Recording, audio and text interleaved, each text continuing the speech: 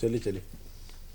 नमस्कार, दूरदर्शन के इस कार्यक्रम हेलो डीडी में आपका स्वागत है। मैं हूं मनमोहन भट्ट। हेलो डीडी एक ऐसा कार्यक्रम है जिसमें जनता सीधा संवाद करती है स्टूडियो में बैठे अधिकारी से। लेकिन आज अधिकारी नहीं बल्कि उत्तराखंड सरकार के मुखिया यानी विजय बहुगुणा, मुख्यमंत्री उत्तराखंड शासन इस स्टूडियो में मौजूद हैं। जनता इस कार्यक्रम में सीधा मुख्यमंत्री से संवाद कर सकती है, विकास के बारे में जानकारी हासिल कर सकती है, उत्तराखंड सरकार क्या नई नई नीतियां बना रही है और उसका स्थानीय जनता को क्या फायदा होगा, इसके बारे में सीधा तौर पर जनता मुख्यमंत्री से सवाल कर सकती है। और इसके लिए हमारी टेलीफोन लाइनें ओपन है। हमारा टेलीफोन नंबर है 0135278033 और दूसरा नंबर है 013527804443। इन नंबरों पर सीधा जनता संवाद कर सकती है मुख्यमंत्री से। लेकिन जब तक फोन आता है तब तक हम लोग मुख्यमंत्री से कुछ सवाल पूछेंगे, उनके कुछ जवाब चाहेंगे। किस तरीके से उत्तराखंड सरकार विकास को गति दे पाएगी, किस तरीके से ग्रामीण इलाकों का विकास हो पाएगा, ये एक अहम सवाल है। और इन सवालों का सीधा जवाब देने के लिए आज दूरदर्शन के स्टूडियो में मौजूद हैं उत्तराखंड के मुख्यमंत्री विजय बहुगुणा जी। बहुगुणा जी, स्वागत है आपका दूरदर्शन में। पहला सवाल, एक उत्तराखंड का जो बहुत ही संवेदनशील भावनात्मक मुद्दा रहा है, गैरसैंण को राजधानी बनाने की मांग बहुत लंबे समय से चल रही थी और आप वो मुख्यमंत्री हैं जिन्होंने वहां पर कैबिनेट मीटिंग करी, जिन्होंने वहां पर शिलान्यास किया है विधान भवन का। तो क्या सोचकर आपके मन में ये किस तरीके से बातें आई और क्या आपकी आगे की योजना है गैरसैंण को लेकर? जब उत्तराखंड का विभाजन हुआ, उत्तर प्रदेश का और रीऑर्गेनाइजेशन एक्ट बना, तो उस वक्त संसद ने राजधानी का मुद्दा खुला छोड़ा और ये कहा कि देहरादून अस्थायी राजधानी होगी। और पिछले 12 वर्षों में देहरादून में बहुत इंफ्रास्ट्रक्चर में इन्वेस्टमेंट हुआ। गैरसैंण जो है एक तो गढ़वाल और कुमाऊं का मध्य पड़ता है और पूरा आंदोलन उत्तराखंड का गैरसैंण की भावना को लेके चला और उस वक्त ये मांग थी कि यहाँ पे राजधानी बने। कई आयोग भी गठित किए गए लेकिन उसका कोई हल नहीं निकला। कांग्रेस का ये मानना था कि आंदोलनकारियों की भावना का सम्मान होना चाहिए, जनता का जो उम्मीदें हैं उसके अनुसार हम लोगों ने एक कैबिनेट मीटिंग करी वहाँ और फिर वहाँ डिसाइड किया है कि वहाँ विधानसभा का सत्र होगा। शिलान्यास हो गया है, एनबीसीसी को उसका कॉन्ट्रैक्ट दे दिया गया है। 3 वर्ष का समय लगेगा, उसमें विधानसभा बनेगा, विधानसभा का सचिवालय बनेगा, हॉस्टल्स बनेंगे, ट्रांजिट हॉस्टल्स बनेंगे। तो एक पर्वतीय पिछड़े क्षेत्र में जनपद में विकास की ये पहल है और मुझे लगता है कि इससे पूरे एक संदेश जाएगा पर्वतीय जनपदों में कि ये सरकार उनके भावनाओं का सम्मान करती है। क्या जो एक कैबिनेट मीटिंग हुई है और जो विधान भवन का वहाँ पे शिलान्यास हुआ है, तो इस बीच जब तक विधान भवन बनकर तैयार नहीं होता, क्या तब तक विधानसभा की कोई कार्यवाही प्रस्तावित है वहाँ पर? नहीं, वो तो नहीं हो पाएगा क्योंकि इंफ्रास्ट्रक्चर नहीं है गैरसैंण में। लेकिन मुझे पूरी उम्मीद है कि जितनी जल्दी से जल्दी भवन बन जाएगा और वहाँ पे विधानसभा का सत्र हुआ करेगा। एक दर्शक ने हमसे सवाल पूछा है, हम कॉल ले लेते हैं इनका सवाल। हेलो। हाँ जी सर। हाँ जी, नमस्कार। नमस्कार साहब, मैं आरपी पुनियाल, राजेश्वर पुनियाल बोल रहा हूँ। जी जी, कौन से गांव से आप बोल रहे हैं? मैं देहरादून, वैसे मैं मूल टेहरी का हूँ, टेहरी नकोर। हाँ जी। और वहाँ यहाँ देहरादून में मैं पोस्टिंग हूँ एयरपोर्ट में। जी जी जी। मैं उत्तराखंड आंदोलन में जो मुजफ्फरनगर में जो कांड हुआ था उस टाइम भी वहाँ पे मौजूद था। जी। आंदोलन में सक्रिय भागीदारी रही है मेरी पर्सनली। जी जी। तो मैं मुख्यमंत्री साहब से ये पूछना चाहता हूँ कि जो वेस्टर्न यूपी के जो लोग बाहर के, बिजनौर के, मुजफ्फरनगर के, मेरठ के। जी, अपना सवाल पूछिए। जी जी जी। उन लोगों को, हमारे जो मूल मतलब उत्तराखंड के जो जिन लोगों ने उत्तराखंड आंदोलन में सक्रिय भागीदारी की है, वो लोग आज बहुत, उनकी स्थिति बहुत खराब है। जी। तो मैं मुख्यमंत्री साहब से अनुरोध करूंगा कि उन लोगों के लिए भी कुछ विशेष होना चाहिए, हमारे पहाड़ी लोगों के लिए जिन्होंने अपना खून दे के अपनी माँ बहनों का ये सब कुछ वहाँ पे जो सब ये करके जो मतलब उत्तराखंड बनाया, उनके लिए कुछ नहीं है आज। जी मुख्यमंत्री जी। देखिए, आप जानते हैं कि जब कांग्रेस की पहली सरकार आई थी तो उस वक्त हमने जो आंदोलन में जिन लोगों ने सक्रियता निभाई उनको सम्मान देने की प्रक्रिया शुरू करी थी। जिनको गोली लगी थी सबसे पहले उनको हमने सरकारी नौकरी में प्रावधान किया, फिर बाद में इस नियमों में बहुत शिथिलता आती गई और आज काफ़ी आंदोलनकारी जो जेल गए थे आज उनको राजकीय सेवा में उनको स्थान मिला हुआ है, पेंशन मिल रही है इनको। और पहला काम मैंने किया जब मैं चीफ मिनिस्टर बना कि जो पेंशन थी 3,000 रुपये की, उसको बढ़ा के मैंने पेंशन 5,000 रुपये कर दिया है। और अभी भी चिन्हीकरण जो है आंदोलनकारियों का चल रहा है। कई आंदोलनकारी हैं जो लापता हो गए, मिले ही नहीं, तो मैंने उसमें आदेश पारित कर दिया है कि क्योंकि 7 वर्ष बीत चुके हैं और लॉ में डीम्ड ये इन्फ्रेंस है कि वो डेड हो गए हैं, तो मैंने कहा है कि जो अब लापता हैं पिछले इतने सालों से, उनको आप मृतक घोषित करके मान करके उनके परिवार को भी जो पेंशन और जो अदय हक है उनको दिए जाने चाहिए। जिन गांव के लोगों ने हमारे मुजफ्फरनगर कांड में उस वक्त मदद की थी, हमारे आंदोलनकारियों की, महिलाओं की, युवाओं की, उन चारों गांवों को हमने सम्मानित किया और 10-10 लाख रुपए का वहाँ एक मिलन केंद्र आंदोलनकारियों के नाम पे खोला है, ताकि क्योंकि हम कभी उनका आभार चुका नहीं सकते और भूल नहीं सकते जो उस वक्त उन गांव के लोगों ने मुजफ्फरनगर कांड में हमारा किया था। तो जो हमारे आंदोलनकारी भाई हैं, साथी हैं, निश्चित तौर पे उनका योगदान है और राज्य निर्माण के बाद भी आपको सजग रहना है और देखना है कि विकास सही हो। जी मुख्यमंत्री जी, एक दूसरा कॉल हमारे पास आया है जी। हेलो। हेलो। हाँ जी, अपना नाम बताइए और अपना जो सवाल है बहुत संक्षेप में पूछिएगा। जी, मैं डॉक्टर राजेश जोशी बोल रहा हूँ हल्द्वानी से। जी सर, ये मैं मुख्यमंत्री साहब से जानना चाहता हूँ कि विगत सरकारों ने जैसे संस्कृत को द्वितीय राजभाषा बनाया है, क्या उस विषय में कोई कार्य आगे भी हो रहे हैं या भविष्य में संस्कृत के संबंध में कुछ बातें होंगी? जोशी जी, आप अपने टीवी का वॉल्यूम थोड़ा सा कम कर दीजिए प्लीज, या बंद कर दीजिए। सवाल आ गया, समझ गए जी। जी देखिए, संस्कृत एकेडमी है हमारे यहाँ, यूनिवर्सिटी बन रही है और निश्चित तौर पे संस्कृत के जो टीचर्स की रिक्त पदें थी उनको मैं भरने का प्रयास कर रहा हूँ। द्वितीय भाषा के बारे में तो अभी निर्णय नहीं लिया है, लेकिन संस्कृत के प्रोत्साहन में प्राइमरी एजुकेशन से लेकर हायर एजुकेशन तक उसमें सरकार ज़रूर पूरी की पूरी मैं कह सकता हूँ, इनको इत्मीनान दिला सकता हूँ कि उसमें जो है वो पूरा सहयोग भी करेगी और प्रोत्साहन भी देगी और प्रेरणा भी देगी कि लोग संस्कृत पढ़ें। अच्छा मुख्यमंत्री साहब, एक सवाल कई बार उठता है कि जो विकास जो हो रहा है वो शहरी इलाकों में हो रहा है। एक कॉलर इस बीच हमारे साथ जुड़ गए हैं। जी हेलो, आप अपना नाम बताइए। सर नमस्ते, मैं सुजाता गोस्वामी बोल रही हूँ मसूरी से। जी सर, मेरा सीएम सर से सवाल है कि जो बेरोजगारी भत्ता की प्रक्रिया वो कैसी है, क्या क्या करना पड़ता है उसके लिए? ये बेटा, तुम्हें ऑनलाइन जाओ और अगर आप इंटरमीडिएट पास हैं तो आपको मिल जाएगा, बीए पास है तो मिलेगा, एमए पास है तो मिलेगा। उसमें बहुत शिथिलता कर दी गई है, कितनी बार हमने प्रेस में ऐड दिया है। अगर आप एम्प्लॉयमेंट एक्सचेंज में जाएंगे आपको पता चल जाएगा, या जो आप उत्तराखंड की वो है वेबसाइट उस पर जाओगे तो पूरे डिटेल्स मिल जाएगा और आप ज़रूर अपने एप्लीकेशन लगाइए और आपको अनएम्प्लॉयमेंट अलाउंस मिलेगा।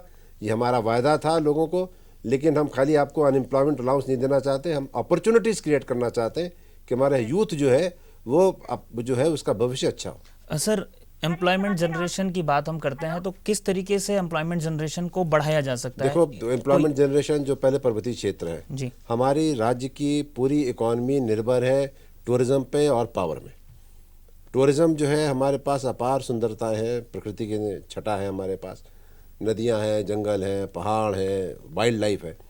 तो हम जितना टूरिज्म में इन्वेस्टमेंट करेंगे और टूरिज्म बढ़ाएंगे और उन क्षेत्रों में बढ़ाएंगे जहाँ पे सुंदरता है, धार्मिक सुंदरता है, प्राकृतिक सुंदरता है, तो वहाँ के जो लोकल लड़के हैं उनको नौकरी मिलेगी। सरकारी नौकरियाँ नहीं हैं, लेकिन सरकार ऐसे साधन उपलब्ध करा सकती है, जैसे चंद्रवीर सिंह गढ़वाली योजना है हमारी, जिसमें हम फंडिंग करते हैं नौजवानों को इंटरप्राइज करने के लिए। सर आपको थोड़ा सा इंटरप्ट कर रहा हूँ, एक कॉलर आ गए हैं। हेलो। हेलो। हाँ जी, आप बहुत संक्षेप में अपना सवाल पूछिए, अपना नाम बताते हुए। जी, अपना सवाल पूछिए। सर, मुख्यमंत्री जी को मेरा नमस्कार हो जी। सबसे ये है कि एक बार मुख्यमंत्री जी आए थे, में घोषणा की थी रोडों की हालत बड़ी खराब है, वही जहाँ उनका चुनाव क्षेत्र है। जी जी जी जी, ये पिथौरागढ़ से बोल रहे हैं? ये पिथौरागढ़ से बोल रहे हैं। आपको जान के खुशी होगी कि पिथौरागढ़ की जो शहर है कि जो सड़कें हैं उसके लिए सारी जितने जियो हैं वो शासन से इशू हो गए हैं। ठंड बहुत पड़ रही है, बर्फ़ में आप जानते हैं सड़क बन नहीं सकती। जैसे ही मौसम ठीक होगा मार्च के महीने में या फरवरी एंड में, आपके पिथौरागढ़ की जितनी सड़कें हैं सबको मरम्मत करने की मैंने स्वीकृति भी दे दी और जियो भी इशू कर दिया। मुख्यमंत्री जी, जो हम बात एम्प्लॉयमेंट जनरेशन की अभी कर रहे थे, आप बता रहे थे तो एक तो हमको टूरिज्म को बढ़ा करके करना है। जी। जो फाइनेंसिंग है चंद्रबीर सिंह गढ़वाली योजना की, उसकी हमने लिमिट बढ़ा दी है, उसकी कंडीशंस को और शिथिल कर दिया ताकि उसमें लोग आगे आए। जो हमारा इंडस्ट्री का इन्वेस्टमेंट नहीं हुआ है, पिछले 5 वर्षों में इंडस्ट्रीज नहीं आई, तो हमने इंडस्ट्रियलाइजेशन के लिए सिडकुल फेज 2 को लॉन्च किया है। कल ही कैबिनेट ने हमारी मेगा इंडस्ट्रियल पॉलिसी अप्रूव कर दी है। तो आप देखेंगे इस वर्ष में यहाँ पे काफ़ी पूंजी का निवेश होगा। जो हमने वाइन, जैसे हरियाणा हिमाचल में है, आप जानते हैं वहाँ वाइन बहुत बनती है, तो उससे हमने भी वाइन पॉलिसी ले आए। अगर कोई वाइन का उद्योग लगाता है तो उसको बहुत सब्सिडीज़ हैं। जो फल सड़ जाते हैं हमारे, जिनको ठीक दाम नहीं मिल पाता है, तो जो हमारे हॉर्टिकल्चर सेक्टर है उसको इससे बड़ा लाभ होगा। और हमारा एम्फेसिस होगा कि जो फूड प्रोसेसिंग इंडस्ट्रीज़ हैं वो पहाड़ में जाएं। कुछ सिडकुल ने कुछ प्लेसेस आइडेंटिफाई किए, चिन्हित किए पहाड़ों में, वहाँ सिडकुल जो है वो एरिया को डेवलप करके उद्योग लाएगा। औद्योगिक नीति भी आ रही है। जैविक जो हमारी खेती है उसके लिए आप अभी जर्मनी में एक वो लग रहा है एग्जीबिशन, हमारे कृषि मंत्री जा रहे हैं। तो हमें क्योंकि मैं यहाँ राज्य योजना का उपाध्यक्ष रहा 5 साल तिवारी के साथ, तो मैं जानता हूँ किस क्षेत्र की क्या समस्या है, किस क्षेत्र की क्या मांग है। संसाधनों की कमी है हमारे। सर एक कॉल ले लेते हैं, उसके बाद जी हेलो, शायद जी संसाधनों की कमी है, तो संसाधन बढ़ाने होंगे। हम टैक्स नहीं लगा सकते, कर नहीं लगा सकते यहाँ की जनता पे, लेकिन अपनी आय बढ़ानी। हमने कई स्रोत उसके लगाए हैं। हमने वाटर सेस लगाया है, जो पावर जनरेशन हो रहा है उस पर हम सेस लेने जा रहे हैं, जिससे हमें आमदनी बढ़ेगी। जो गाड़ियाँ एंटर करती हैं उस पर हमने टैक्स लगाया है। ये पानी पे का जो हमारा वाटर टैक्स है कमर्शियल उस और जो रेजिडेंशियल है उस पर हम लोग मैं कहूँगा कि थोड़ा सा कोऑपरेट करना चाहिए। उसमें भी अनियमितताएं होती हैं, बिजली की चोरी होती है। तो हम अपने संसाधन बढ़ाना चाहते हैं। और इस साल जो हमारे रेवेन्यू रिसीट्स हैं, इस साल वो रेवेन्यू रिसीट्स अच्छी हैं। तो जितने हम संसाधन बढ़ाएंगे उस पर उसका जो व्यय होगा इंफ्रास्ट्रक्चर पे होगा। इंफ्रास्ट्रक्चर बनेगा हमने तो नेचुरली उसका लाभ तो पहुंचेगा ही, नीचे तक ग्रामीण क्षेत्र तक पहुंचेगा। सर पीपीपी पॉलिसी को आपने मंजूरी दी है, तो थोड़ा सा बताएंगे इससे कितना लाभ होगा, या कहीं कोई मॉडल फॉलो किया गया है? पीपीपी माने क्या होता है? पूंजी निवेश। राज्य के पास संसाधन नहीं है। केंद्र जो है वो इंफ्रास्ट्रक्चर के लिए, डेवलपमेंट के लिए पैसा देता नहीं। केंद्र की वैसे भी बहुत योजनाएं हैं जो भारत निर्माण की हैं, जो ग्रामीण क्षेत्रों के निर्माण की, विकास की हैं, जो स्वास्थ्य के विकास की। तो अगर हमको पूंजी निवेश नहीं आएगा हेल्थ सेक्टर में, स्वास्थ्य की स्थिति हमारे राज्य में बहुत अच्छी नहीं है। शिक्षा में आप देख रहे हैं कॉलेजेस, इंटरमीडिएट कॉलेज, उनकी बिल्डिंग जर्जर है। ITIs चाहिए, पॉलिटेक्निक्स चाहिए, इंजीनियरिंग कॉलेजेस चाहिए। सर एक कॉल ले लेते हैं, इसके बाद इसको कंटिन्यू। हेलो, अपना नाम बताइए और बहुत संक्षेप में अपना सवाल पूछिए please. Hello sir, rice Ahmad बोल रहा हूँ हल्द्वानी से। हाँ जी मैं ये पूछना चाह रहा हूँ सर मुख्यमंत्री जी से कि यहाँ पर जो हल्द्वानी में स्टेडियम की जगह निकल रही थी सर, तो सर ये बन रहेगा या मतलब क्या? उनका सवाल शायद स्टेडियम से रिलेटेड। हल्द्वानी में स्टेडियम बन रहा है और वहाँ पे हेलीड्रोम भी बन रहा है जी, और उसका इंस्पेक्शन भी किया है। हमारी मंत्री इंदिरा हृदयेश जी अभी वहाँ गई थी कुछ दिन पहले। तो हम स्टेडियम बनाएंगे हल्द्वानी में, और बहुत बड़ा इंटरनेशनल स्टैंडर्ड का स्टेडियम देहरादून में, रायपुर में बनने जा रहा है, जहाँ मैं बैठा हूँ। और ONGC ने इन्वेस्टमेंट किया है, ज़मीन सरकार ने दी है। तो स्टेडियम्स पे, स्पोर्ट्स पे प्रोत्साहन भी हमारी एक प्राथमिकता है, जिस पे हम ध्यान दे रहे हैं। सर सिंचाई की बात हम इस बीच में कर लेते हैं। खेती एक बड़ी समस्या है और उसमें सिंचाई की समस्या होती है। किस तरीके से जो इरिगेटेड लैंड है उसको बढ़ाया जाएगा? कोई उस तरीके का प्लान? देखो, जो पर्वतीय क्षेत्र में तो बहुत समस्या है, और हम बहुत ज़्यादा खेती हमारी बारिश पर निर्भर है। छोटे छोटे खेत होते हैं, तो हमने कोशिश की थी कि कंसोलिडेशन हो जाए खेत, उसका जो उनके खेत होते हैं उसके लिए भी हमने जो है सहमति के साथ कंसोलिडेशन का कानून पास किया हुआ है। अब क्योंकि खेत छोटे हैं, तो अगर हम जैविक खेती करते हैं तो हमको उसका प्राइस ज़्यादा अच्छा मिलता है। ऑर्गेनिक फार्मेज जैसे बोलते हैं, तो चाहे फ्रूट्स हों, चाहे हमारे सीरियल्स हैं, ऑर्गेनिक होते हैं तो मार्केटिंग अच्छी होती है। उसकी मार्केटिंग करने के लिए हमने हॉर्टिकल्चर मार्केटिंग बोर्ड बनाया हुआ है। सर एक कॉलर को ले लेते हैं इस बीच में। हेलो। हाँ हेलो सर। हाँ जी, अपना सवाल पूछिए, अपना नाम बता दीजिए सबसे पहले। हाँ मेरा नाम श्यामलता श्रीवास्तव है जी, अपना सवाल पूछिए। हाँ सर, 1990 में वो नेहरू कॉलोनी में leading tailoring of cutting academy के नाम से स्कूल खोला गया था जी। इसके संचालक थे KP Singh, Nehru colony C block में रहते आप अपना सवाल पूछिए। बहुत बोले तो इन्होंने स्कूल खोला कि ये गवर्नमेंट के उससे है और यहाँ एग्जाम लेने भी आते थे, मैथानी के हुए ये लोग, और लेकिन आप कहते हैं कि ये स्कूल सरकारी नहीं है, इसको बंद कर दिया गया है। मतलब राम अवतार जी भी आते थे एग्जाम लेने और हम लोग को एक पैसा भी सैलरी नहीं दिया गया। हम लोग को बनारस से लेके आया गया था। अभी ये लड़की कहाँ से बोल रही है? अभी तुम कहाँ से बोल रही हो? अभी देहरादून से बोल रहे हैं। आप जो है ना, आप मेरे पास आ जाइए कल 11 बजे सचिवालय में। 11 बजे आ जाओ सेक्रेटेरिएट में मेरे पास सचिवालय में, तो मैं अधिकारियों को बुला के बात कर लूँगा, पूछ लूँगा, जानकारी मैं ले लूँगा पूरी। देखिए, ये एक ऐसा प्रोग्राम है जिसमें जनता की समस्याओं को सीधा मुख्यमंत्री जी सुनते हैं और आश्वासन देते हैं कि किस तरीके से वो समस्या हल हो पाएगी। एक और कॉलर हमारे साथ जुड़ गए हैं। जी, अपना सवाल पूछिए, अपने नाम बता दीजिए सबसे पहले। मनोज भंडारी। जी कंडारी साहब, सवाल पूछिए अपना।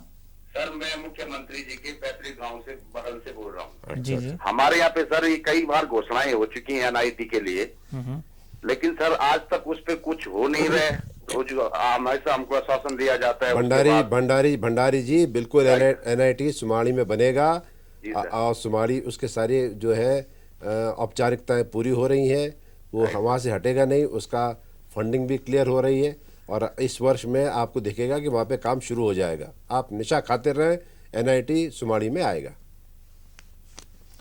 देखिए, ये एक प्रोग्राम है जिसमें जनता सीधा संवाद कर रही है मुख्यमंत्री जी से और मुख्यमंत्री जी कई सारी समस्याओं का तो स्पॉट पर ही जवाब दे रहे हैं। हम अपने कॉलर से ये निवेदन करना चाहेंगे कि सबसे पहले तो वो अपनी आइडेंटिटी डिस्क्लोज करें, अपना नाम बताएं स्पष्ट रूप से और अपना बहुत कम समय में बहुत संक्षेप में अपना सवाल पूछें। हमारे नंबर डिस्प्ले हो रहा है लगातार स्क्रीन पे, मैं एक बार फिर बता दूं 013527803335 और 27804443 हमारे टेलीफोन नंबर हैं स्टूडियो के। जो लोग देहरादून के बाहर के हैं वो 0135 कोड लगा सकते हैं और मुख्यमंत्री जी से सीधा सवाल पूछ सकते हैं। मुख्यमंत्री जी, बार बार जो जिस तरीके के सवाल आ रहे हैं, समस्याएं आ रही हैं, तो ज़्यादातर आप देख रहे होंगे कि स्थानीय मुद्दे ज़्यादा हावी हैं।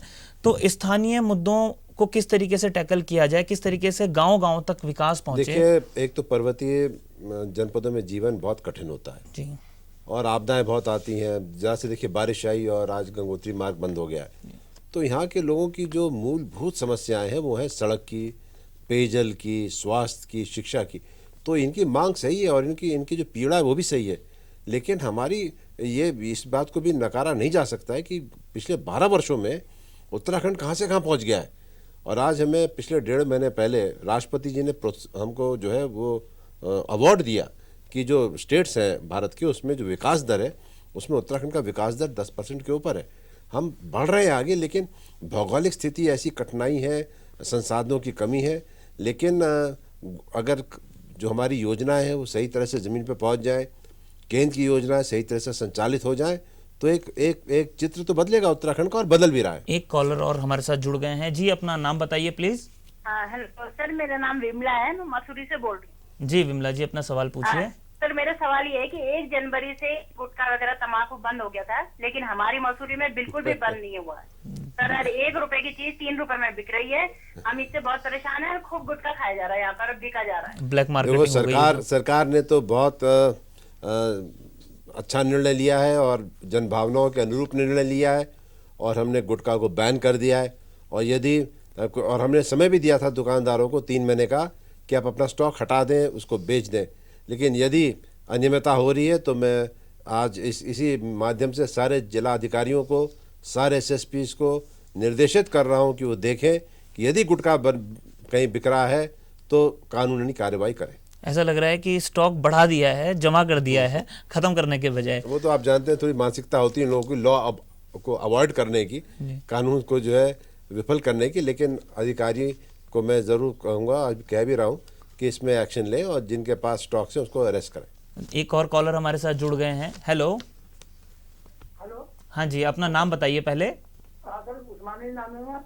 आप कहाँ से बोल रहे हैं? काशीपुर से बोल रहा हूँ सर। जी बताइए, अपना सवाल पूछिए बहुत संक्षेप में। नमस्कार सर, मेरा जो है क्वेश्चन जो है वो मूल प्रमाण पत्र से संबंधित है। जी जी जी। सर, ये बताइए कि थोड़ा मैं जानना चाहूंगा कि झारखंड, छत्तीसगढ़ और उत्तराखंड सब एक साथ क्रिएट हुए थे, तो सर यहाँ पर और जगह तो ये नोटिफिकेशन की डेट से सब कुछ सही हो रहा है, लेकिन यहाँ पर बार बार इसमें अभी आंदोलन चल रहे हैं, कभी कुछ चल रहा है, ये बिल्कुल अलग चल रहा है। इसका कोई अभी 12 साल से कुछ बन ही नहीं पाया है। जी। इसमें मैं आपको बताना चाहूँगा कि नैनीताल हाई कोर्ट ने एक फैसला दिया है, सिंगल जज ने, और सिंगल जज ने यह फैसला दिया हाई कोर्ट के कि 1985 से जो निरंतर उत्तराखंड में रह रहे हैं उनको यहाँ का मूल निवासी मान करके उनको जाति प्रमाण पत्र दे दिए जाए, जो हमारे SC भाई हैं, ST भाई हैं, OBC भाई हैं। अब वो फैसला के खिलाफ अपील फाइल हुई है। अपील नैनीताल हाई कोर्ट में चल रही है। 20 तारीख को उसमें सुनवाई है और 20 तारीख को जैसे ही डिवीजन बेंच नैनीताल का आदेश पारित करता है, राज्य सरकार आदेश का सम्मान करते हुए तत्काल जियो शासन आदेश जारी कर देगी। अब एक ब्रेक का वक्त है। हम अपने दर्शकों को बता दें कि ब्रेक के बाद ये कार्यक्रम जारी रहेगा। मुख्यमंत्री जी स्टूडियो में अगले कुछ समय और मौजूद रहेंगे और आपके जो सवाल हैं उनको सीधा मुख्यमंत्री जी हैंडल कर रहे हैं। जवाब अधिकारियों से मांगा जा रहा है, यहीं से स्टूडियो के जरिए ही निर्देशित किया जा रहा है और आप हमारे टेलीफोन पर लगातार संपर्क कर सकते हैं। हमारे टेलीफोन है 013527803335। इन नंबरों पर सीधा आप संपर्क कर सकते हैं। एक ब्रेक के बाद आपसे फिर मुलाकात होगी। ब्रेक में अरे राजू, तेरे विदेश जाने का क्या हुआ? अभी तो एजेंट का ही चक्कर काट रहा हूँ। ध्यान रखना, तेरे पास नौकरी का कॉन्ट्रैक्ट लेटर हो और प्रवासी भारतीय बीमा पॉलिसी भी ले लेना। हाँ, एजेंट भी यही कह रहा था पहले पैसे लेके आओ। लगता है तू किसी गलत एजेंट के पास गया है। पहले टोल फ्री नंबर 1800-113090 पर फोन करके पता कर कि तेरा एजेंट रजिस्टर्ड है या नहीं।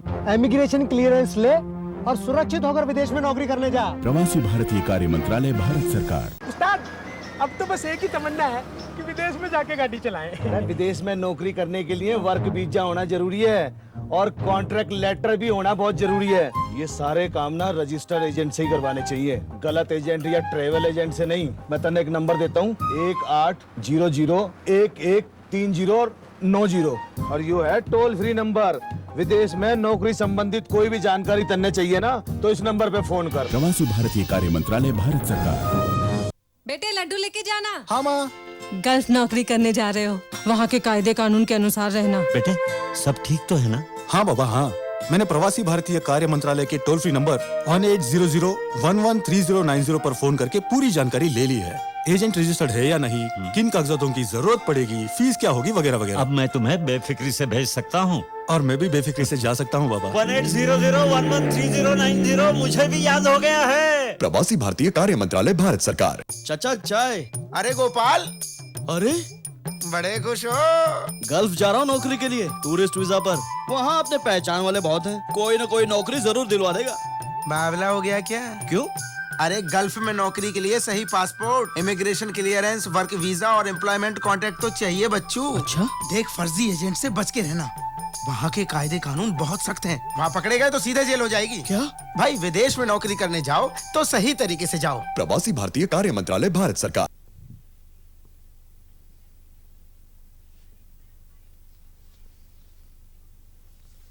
ब्रेक के बाद कार्यक्रम हेलो डीडी में आपका एक बार फिर स्वागत है। हमारी टेलीफोन लाइनें खुली हुई हैं। दर्शक उत्तराखंड के कोने कोने से हम तक अपनी बात पहुंचा रहे हैं, मुख्यमंत्री जी से सवाल पूछ रहे हैं।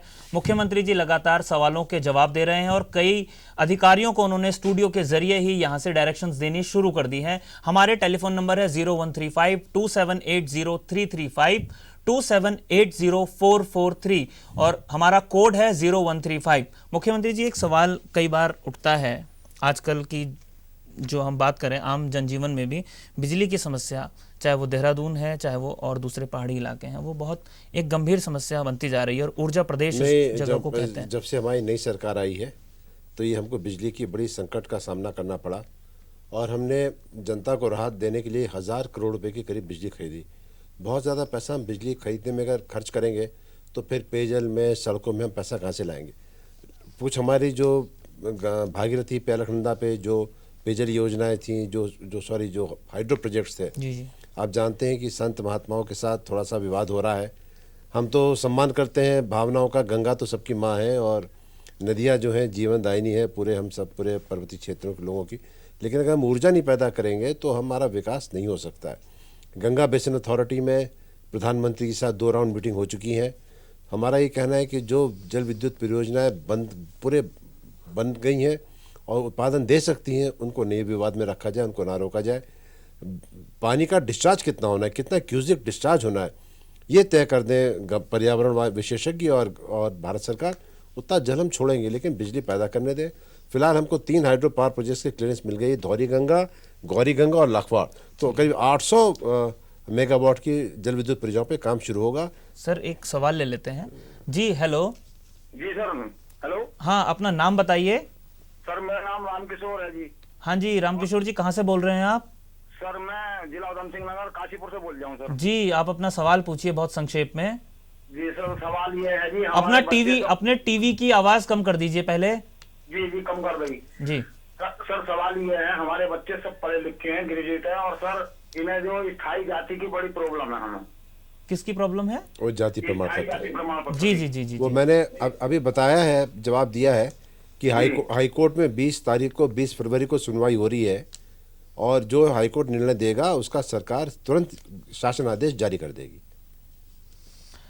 सर एक बार बार हम गंगा की बात कर रहे थे, नदियों पर बांध बनाने की बात कर रहे थे, एनवायरमेंट कंजर्वेशन की बात भी लगातार उठती रही है, और देखिए कोई खास तरीके की पॉलिसी। एनवायरमेंट, भावनाएं और विकास तीनों में समन्वय होना है। अगर कोई चीज़ एनवायरमेंट के लिए खतरा है तो राज्य सरकार उसमें कभी कुछ नहीं कहेगी, लोग उसको समझ भी जाएंगे। भावनाओं का भी हम सम्मान करते हैं कि गंगा का जल जो है अविरल बहना चाहिए जी। लेकिन बिजली उत्पादन करने से जल समाप्त नहीं हो जाता या जल की गुणवत्ता खराब नहीं हो जाती है। पूरे विश्व में देखिए तो 40% से ऊपर जनरेशन हाइड्रो एनर्जी का जनरेशन है। तो ये सब मसले हैं जिनको थोड़ा सा विवाद में आज हम उलझे हुए हैं, लेकिन मुझे पूर्ण विश्वास है कि जो हमारे संत समाज हैं, जो प्रधानमंत्री जी हैं, जो गंगा बेसिन अथॉरिटी है, वो उसमें एक ऐसा निर्णय लेगी जिससे भावनाओं का भी आदर हो, पर्यावरण का पे कोई उसकी सुरक्षा पे कोई खतरा ना हो, और क्षेत्र के जो विकास है वो अवरुद्ध ना हो। सर आप अभी पिछले दिनों दक्षिण अफ्रीका गए थे, क्या कुछ खास तरीके के मॉडल आपने देखा है जो उत्तराखंड में इम्प्लीमेंट कर सकते हैं? इंडिया इंटरनेशनल जो ट्रेड फेयर हुआ दिल्ली में, उसमें साउथ अफ्रीका जो स्पॉन्सर स्टेट वो थी, स्पेशल स्टेटस देश था, और हम भी उसमें थे स्पॉन्सर। मुझे वहाँ से निमंत्रण आया था, मैं गया। साउथ अफ्रीका में इंफ्रास्ट्रक्चर बहुत अच्छा है, और वहाँ पे मैंने देखा कि खेती और डेयरी की जो वहाँ पे टेक्नोलॉजी है, तो मैंने वहाँ लोगों को आमंत्रित किया है। मेरे मई में वहाँ से एक टीम आएगी।